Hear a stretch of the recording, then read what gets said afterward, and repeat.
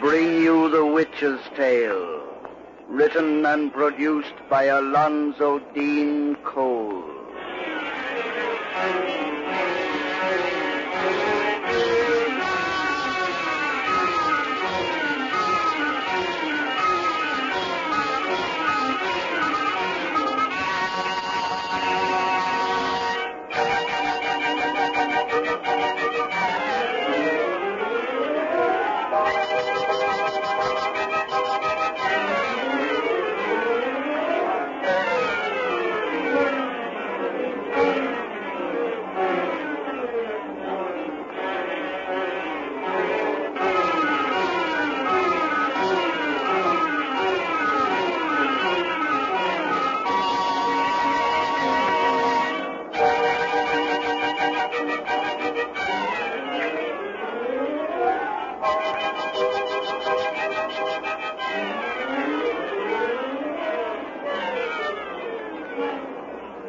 And now let us join old Nancy and Satan, her wise black cat.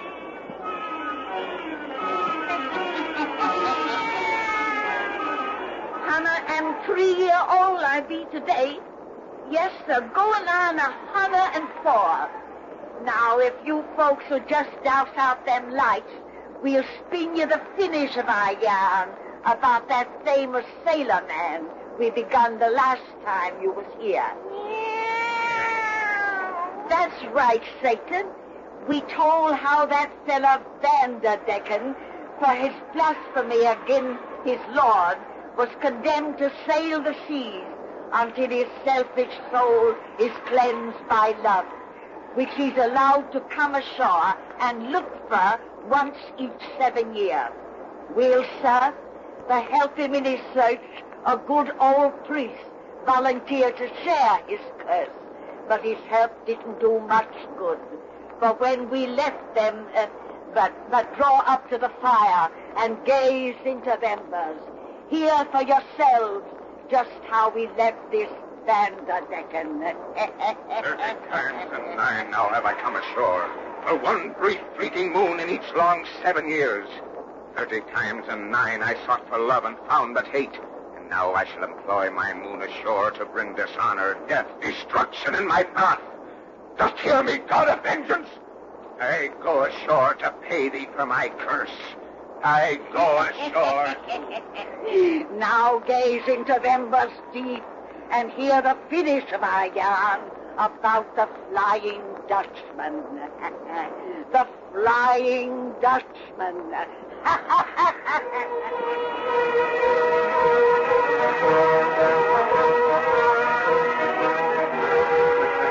Henry, in this enlightened year of 1810, even such an old sea dog as you can't believe the forecastle yarn of the Flying Dutchman. Well, out there in Portsmouth Harbor lies my proof. That ship's the Dutchman's, or I ain't a mother's son. No, Uncle Henry. You merely say that because it's that dingy-looking old hulk you didn't see come in last night. I tell you, no one saw that ship come in. And I tell you, I recognize it. For nigh 300 years, every sailor man upon the 7 seas has seen that black 2-decker fly by him at least once. In a dead calm, I've seen it cross our bows like lightning, backwards, would ever stay and sail straight out again a gale, while we on a human ship couldn't even smell a breeze. Are you sure you hadn't been sampling the ship's rum barrel when you saw all that? Yes, I am. If that out there's an actual ship, why don't we see hide or hair of any living creature on a sails along the yard? Oh, look, Uncle Henry. There's a small boat coming from our port side now. I'll be... Now, when did they launch that? While you were so busy talking. And there's 2 men in it. 2 living men is all the ghost ship carry. But neither of those men or their clothing looks 3 centuries old. And you say that's the Flying Dutchman, The Dutchman don't grow any older. That's part of his curse. And neither does the priest who travels with him. They gets new clothes when they come to shore every 7 years. They mean to land about here, I think. Now, I'm leaving before they do. You and Judy better come, too. Nonsense. All right. But I'm warning you to have nothing to do with a big fella coming in that small boat. Henry, such superstition is unchristian-like. To show you what I think of your ridiculous fears, I'm going to invite those men to be my guests. What?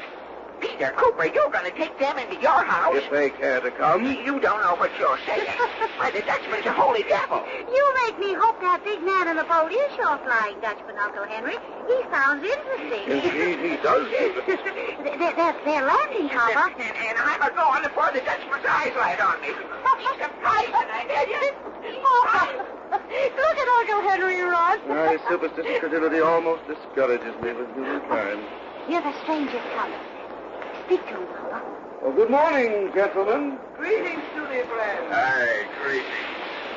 Why dost thou not run at my approach? Son? Why should we run? Thy companion did. Oh, he had an appointment elsewhere. Gentlemen, as you are strangers and our thoughts within are not of the best, I wish to invite you to be my guests. I guess. We thank thee truly, but... Do not hesitate. I'm only an humble minister, but my daughter and I will strive to make you comfortable. Thou art a minister? A man of God? Yes. And thou art his daughter? Yes. A minister and his We child. thank thee, sir, but my comrade and I cannot be thy guests. Say, we can. We shall. I thank thee, worthy servant of the Lord. I accept thy invitation gladly.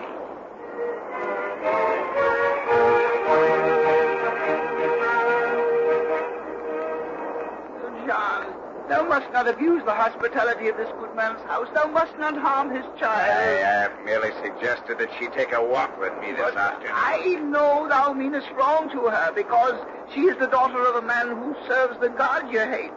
I shall warn her and her father. Tell them who and what thou really art. Listen, fool. The tale of the Flying Dutchman they call but idle superstition. Thou wilt tell these people nothing.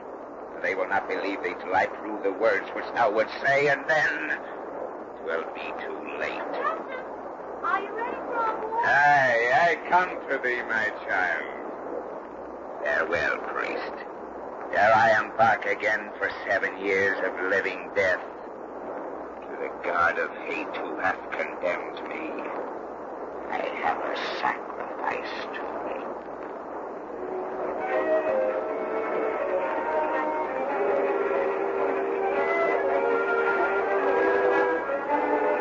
We won't get any further into the forest, Captain. We shall be late returning home. Only a little distance more. Well, we're completely off the beaten track. Aye. Should one die among these trees and thickets, it might be many months ere their body was found. What made you think of such an awful thing as that? The thought of one who was left alive. A father, for instance, might suffer long and keenly ere his, child's, for instance, fate was known. If I were lost, it would kill my father. But of course nothing will happen to me with you here to protect me. Nay, thou dost trust me. Of course I trust you. Thou art a child. Thy purity enables thee to read men's hearts. That's what my father said. And I know your heart is good, because in one whose eyes show such unhappiness, any evil that was there before must have been completely burned away. Thou little fool. What would thee think if I taught thee different? Stop acting as though you meant to fight me, Captain, and sit down on this log. Aye. Come. I'm tired. I sit close beside thee. Thou hast never shown fear of me as others. Why should I show fear of you? No reason. Except that people always do. Captain, I think someone ought to talk to you. Of what? Yourself. I don't think you know yourself at all. No, thou thinkest not. I think you're the sort of man who thinks he's awfully bad and who tries to be bad, all because he's afraid to let folks see what's really underneath. So? Yes. You're exactly like a little boy who lives next door to us. When he's outside in the garden, he's always playing at being Indian and scalping people. Yet I've seen him through the window of his room at night when he thinks he's all alone, fondling his sister's dog. Thou sayest I resemble him? Exactly. I've seen him stand out in the rain when the lightning flashed and thunder roared, just to prove how brave he is. When all the time I knew he wanted to hide his head in his mother's lap and cry with fear. You're exactly like him underneath. Well, that's just the way he glares at Thou me. little And fool, he's rude and ill-mannerly, just as you are. How long since you've seen your mother, Captain? Why, I'm Never saw her. Have any sisters? Nay. Ever married? Nay. In-laws? Nay. Well, that explains everything. You've never been brought up. What? You've had no one but God to go to with your troubles. No wonder your eyes show such unhappiness. For God must seem awfully far away sometimes to one who has no other friend. Here seems awfully far away. How secluded this place is. When we're lost here, they never would be found. Well, Captain, why don't you kill me as you planned? You knew? Yes. That wasn't very. You see, I know the boy next door. Playing Indian. Scalping people. Suppose you put your head in my lap and have a cry. Why? He does sometimes when no one else is near. Why? Seems to help. I don't think cried in a long, long time. Why? Why?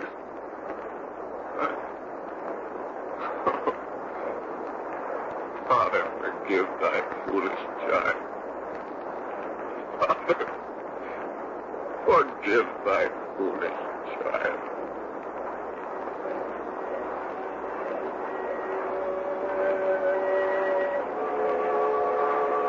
Farewell, Judith.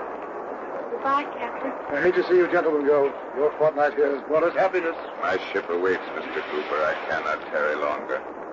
But my old friend here will stay ashore with thee. John, my son. This voyage I take alone. Thou wilt share my punishment no longer. Thou hast found at I last. have found myself. I don't understand you, gentlemen. My comrade may explain when I am gone. And now, ere I bid a last farewell, Mr. Cooper, may I kiss thy daughter once, as a father on the brow. I'll answer that, John.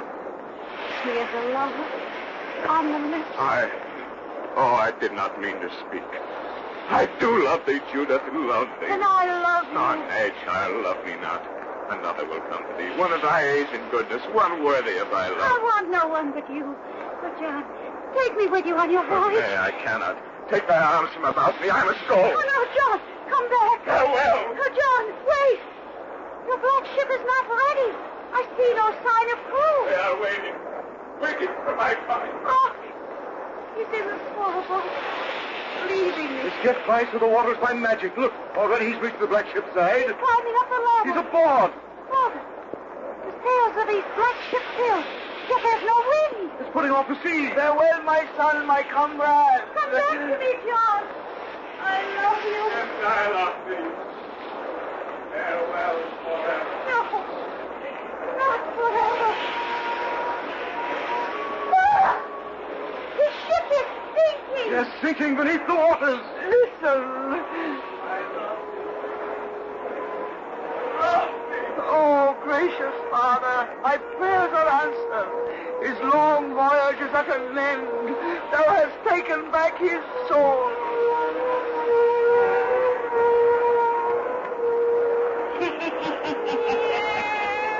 And now you see why the Flying Dutchman is seed upon the seas no more. Well, that's the end of that done, Satan.